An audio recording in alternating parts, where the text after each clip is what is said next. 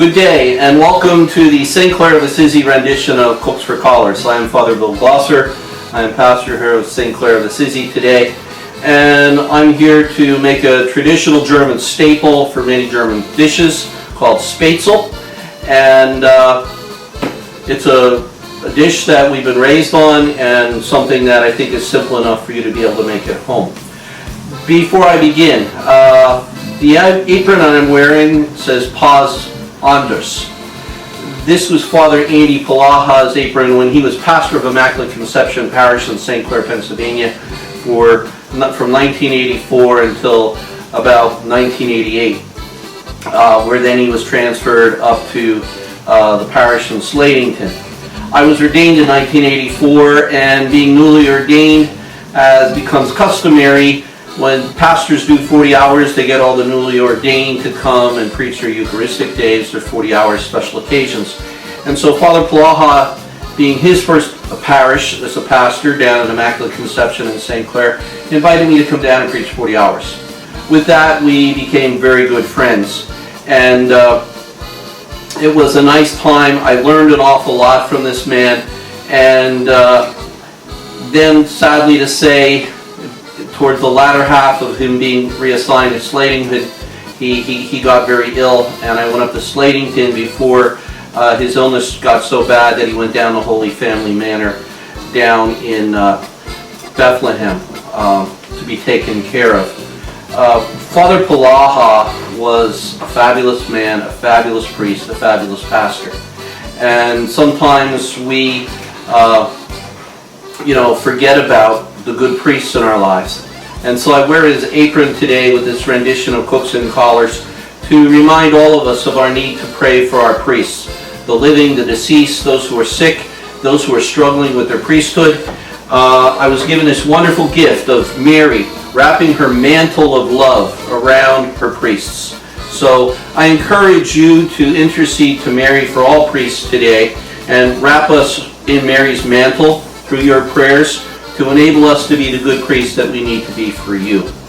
So anyway, as I said, we're going to make German Spätzle today. German Spätzle is basically a flour and an egg noodle which is boiled. It's a very simple recipe, and it's a staple for so many things in German cuisine. But here in St. Clair, through the wonderful help of the ladies that cook for me, we've kind of made it a staple here in the rectory too. I taught them how to make this, and it's very helpful. So basically, what we have this morning are our main ingredients.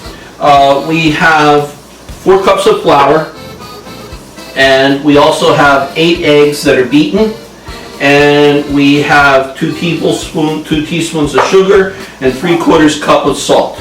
Or I'm sorry, 2 teaspoons of salt. Thank you, Annie. And 3/4 cup of milk. So we've already added beaten eggs, and we've already added the milk to it.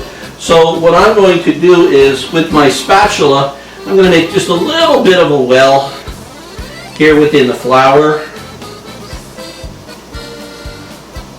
And actually I'm going to put it in a bigger bowl. Annie's in the sidelines, she's a shy one.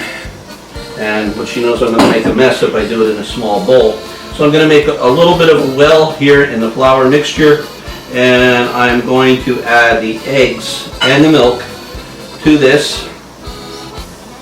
And I'm also going to put the salt in, and then I'm going to mix everything up.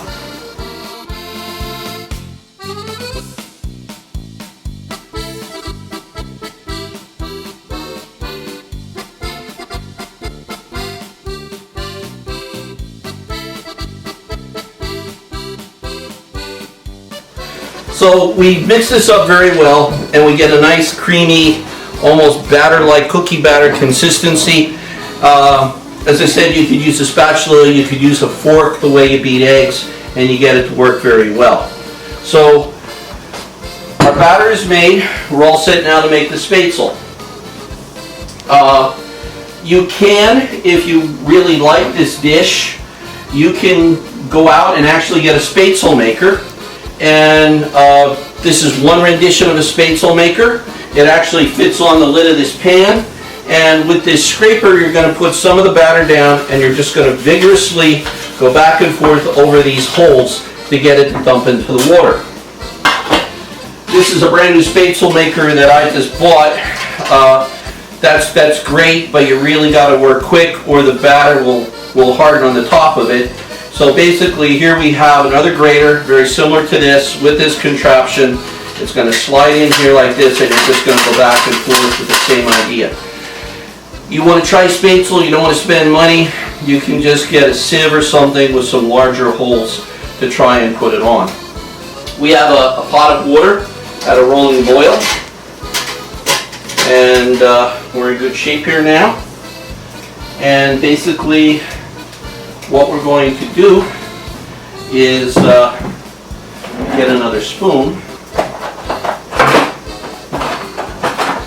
No, we won't get another spoon.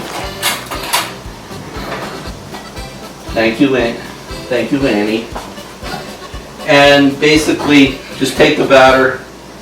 We're going to dump it here in this. And Annie, I think I might need your help for this.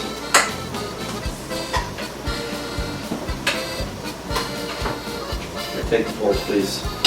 And then we're just going to go back and forth with the spätzle maker, and that's coming out really, really nice. A little bit more there in there for me, Annie.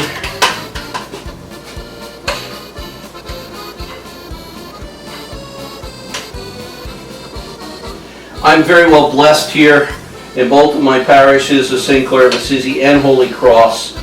My staff are more than just staff. My staff really have become my family. Since my mom and dad have passed.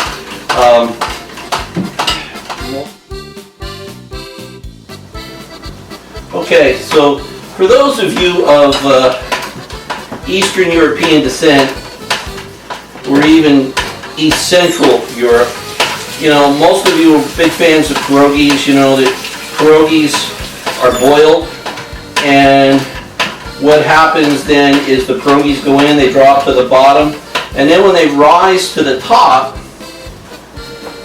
they're done. And the same thing applies to a spätzle noodle.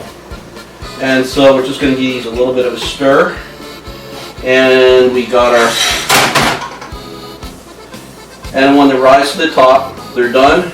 I'm going to take a colander and scoop them out. Sometimes they might have a tendency to clump together and stick like you would like with any kind of pasta, like spaghetti. And my recommendation is just to take a little bit of olive oil and drizzle it over, and then just mix it, and the olive oil will prevent it from clumping up. And I'm going to turn the heat off. So it's very fast, very quick. It's not very difficult to make. Once again, probably the worst part of making spätzle is just all the steam from the hot water. And basically, a spätzle noodle will come out, and it's just a simple noodle like that. Really, really tasty. So we now have them all scooped out, and as I said, now this is a staple. It's like us with potatoes. There's lots of things that we can do with spätzle, and we're going to show you 3 different ways to make spätzle and make nice meals out of it, and we'll be back in a minute. We're in the dining room here in St. Clare of Assisi. Every Tuesday night, sometimes even more, we have a group of priests that don't have cooks, and we come and we have priestly fellowship. We call this dining room the Keaton Memorial Dining Room because Keaton was responsible for many of the reservations or renovations that occurred in this dining room. As you can see, we're all set for Christmas. You'll be watching these videos probably during Lent, but it gives us an opportunity to show off our beautiful Christmas tree. And on our Christmas tree, we have all of our wonderful staff and the volunteers that are very close. So my administrative assistant, Marianne, is just going to pan the dining room, allow you to see the tree, allow you to see our nativity set, and our beautiful set table, and then we'll talk a little bit about what's at the table.